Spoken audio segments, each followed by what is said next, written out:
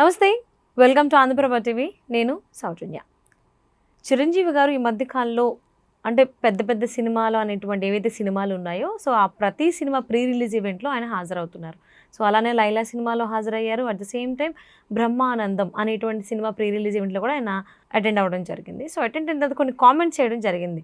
అటు రాజకీయాలకు సంబంధించి అటు లైలా మూవీ ప్రమోషన్స్లో చేశారు, ప్రీ రిలీజ్ ఈవెంట్లో బ్రహ్మానందం సినిమా ప్రీ రిలీజ్ ఈవెంట్లో కూడా కామెంట్ చేశారు. అంటే రాబోయేటువంటి రోజుల్లో చిరంజీవి గారు రాజకీయాలకి నిజంగానే దూరంగా ఉంటున్నారా, అదే జరగబోతుందా ఏంటి? ఈ అంశానికి సంబంధించి వారి విశ్లేషణను మనతో పంచుకోవడానికి ఈరోజు మనతో పాటు ఉన్నారు senior journalist, Andhraprabha editor YSR Sharma గారు ఉన్నారు. వారితో మాట్లాడదాం. నమస్తే శర్మ గారు. నమస్తే. చిరంజీవి గారేమో రాజకీయాల్లోకి రావాలని వాళ్ళ అభిమానులు చాలామంది కోరుకుంటూ ఉన్నారు. బట్ ఆయనేమో నేను రాజకీయాల్లోకి రావట్లేదు, రాను, నేను చాలా డిస్టెన్స్ మెయింటైన్ చేస్తాను అనేటువంటి అర్థం వచ్చేలా కొన్ని కామెంట్స్ చేశారు మూవీకి సంబంధించిన ప్రీ రిలీజ్ ఈవెంట్స్లో. లైలా మూవీ ఈవెంట్లో ఆయన ప్రజారాజ్యం రూపాంతరం చెంది జనసేనగా ముందుకు వచ్చిందని కామెంట్ చేశారు.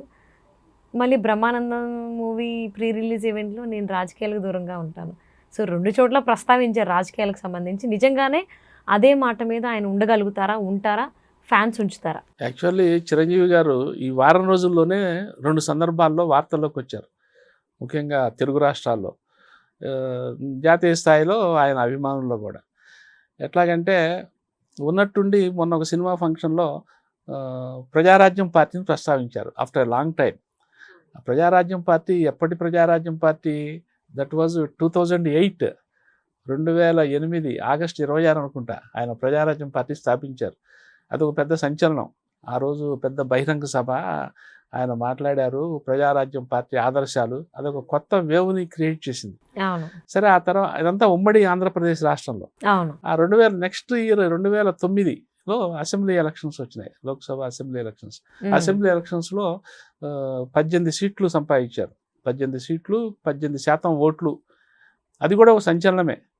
పార్టీ పెట్టిన within some months first time పోటీ చేసే ఒక కొత్త రాజకీయ పార్టీ 18 సీట్లు సంపాదించడం, 18% ఓటింగ్ షేర్ తీసుకోవటం అనేది.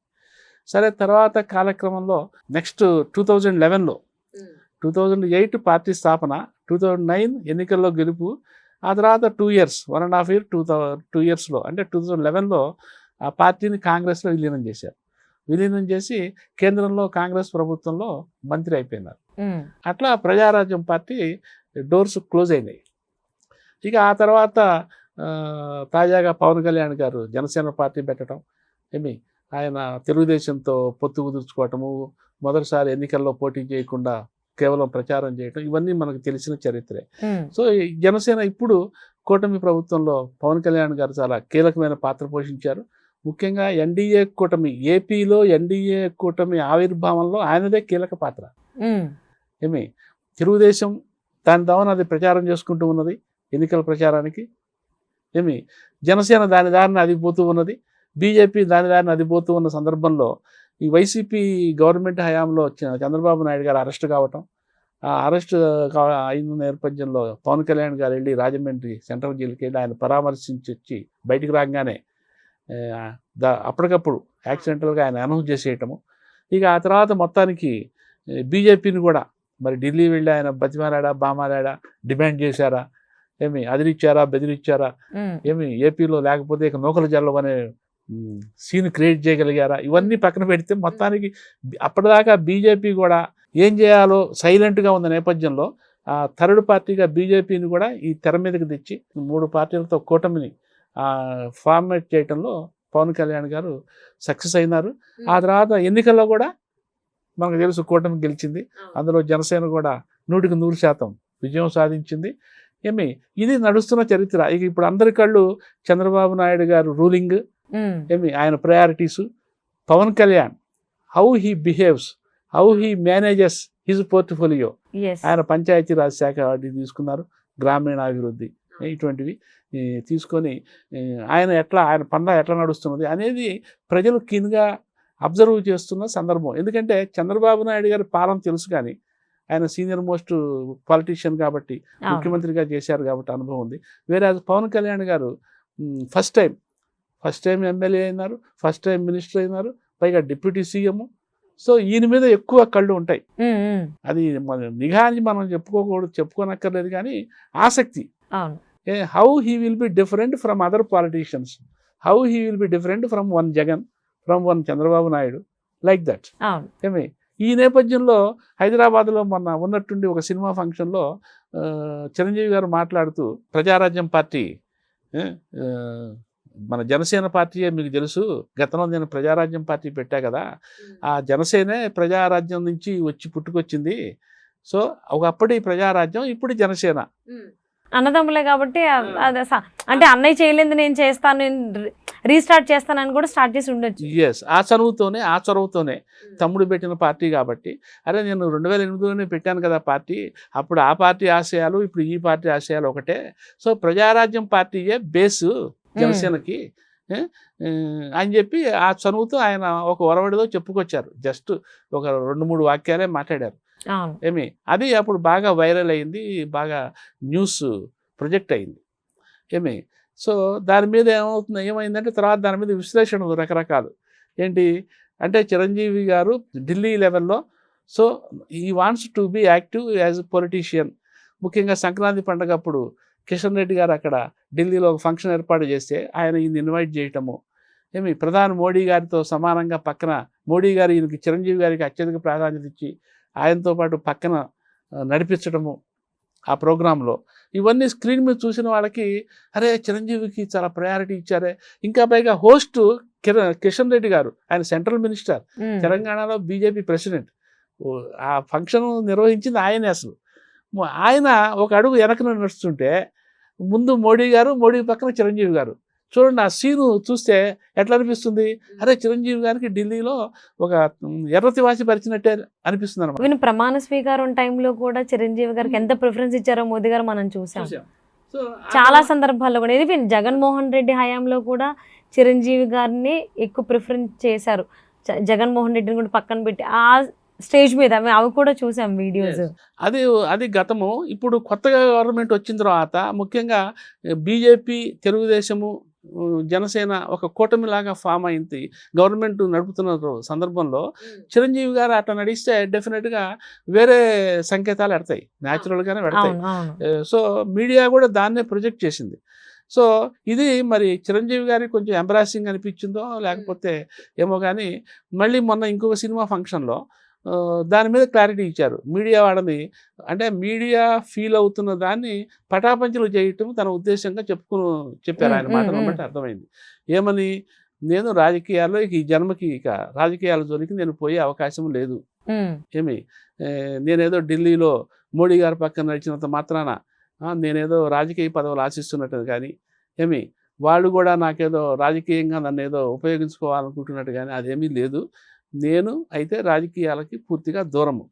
కాకపోతే ఏదో సినిమాలు చేసుకుంటూ ఉండదలుచుకున్నా, సినిమాలకు దగ్గర అవుతా, రాజకీయాలకి దూరంగా ఉంటా. నో పాలిటిక్స్, ఓన్లీ ఫిల్మ్స్ అని చెప్పుకొచ్చారు.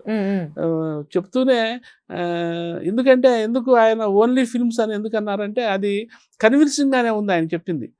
ఇప్పుడు ఈ గత వారం రోజుల్లో జరిగిన ఒక 2-3 సినిమా ఫంక్షన్స్లో ఆయన మాట్లాడుతూ, ఇప్పుడు ఏది సంక్రాంతి వస్తున్నామనేది ఒక సినిమా ఉంది వెంకటేష్ గారిది, ఆ ఫంక్షన్లో సక్సెస్ మీట్లో కూడా మాట్లాడుతూ, ఆ తర్వాత ఇంకో 1-2 ఫంక్షన్లు కూడా మాట్లాడుతూ, ఆ డైరెక్టర్ని నేను ఎంత సీనియర్ అయినా సరే ఇప్పుడు వస్తున్న యూత్ డైరెక్టర్లు, యంగ్ డైరెక్టర్స్ ఉన్నారే, వాళ్ళతో కలిసి పనిచేయాలనిపిస్తున్నది, మీరు నా కోసం ఒక సినిమా చేయండి, నేను డెఫినెట్గా నేను నటిస్తాను అని సరదాగా అన్నప్పటికీ ఆయన మనసులో మాట, అంటే he wants to be close to films rather than politics అనే ఒక మెసేజ్ అయితే జెన్యూన్గా ఆయన నుంచి వస్తున్నది.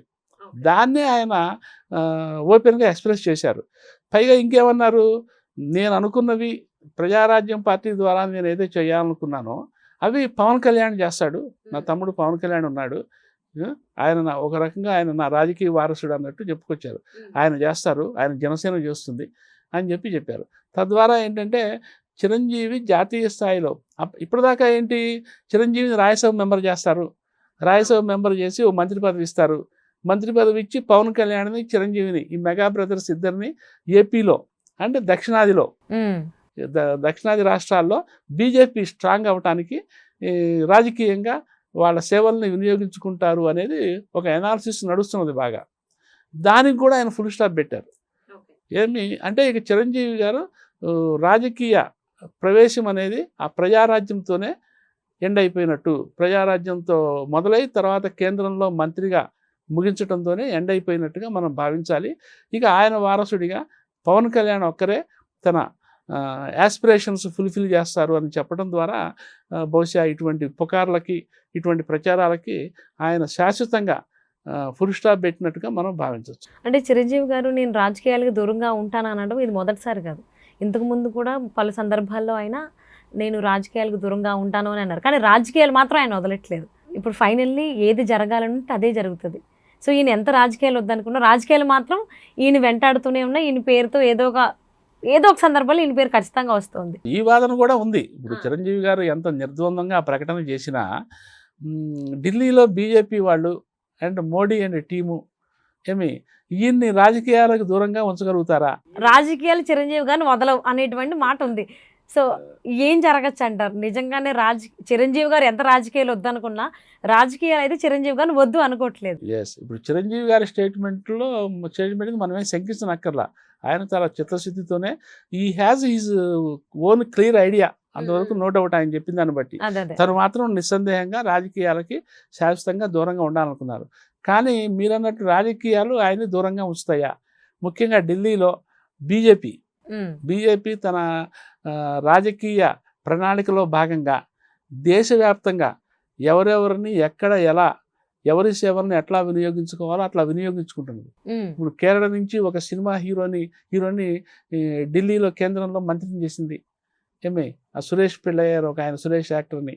అట్లాగే ఇప్పుడు చిరంజీవి గారి సేవలు రాజకీయంగా అవసరం అనిపిస్తే మోడీ గారు ఆయన్ని కన్విన్స్ చేయకుండా ఉంటారా?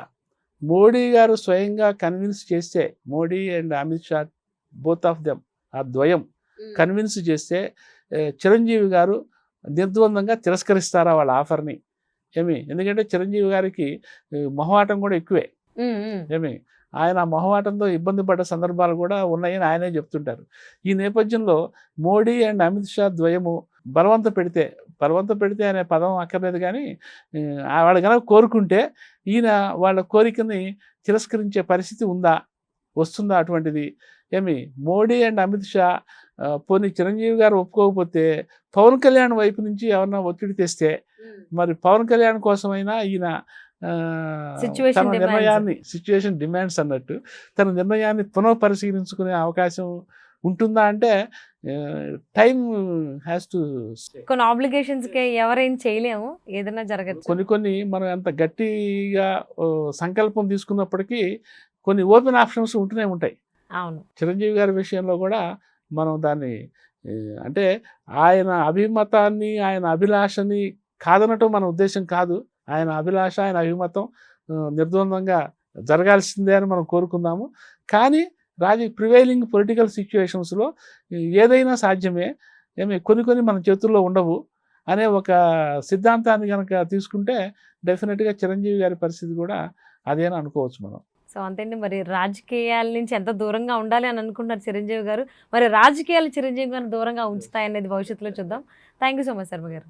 థ్యాంక్ యూ అండి.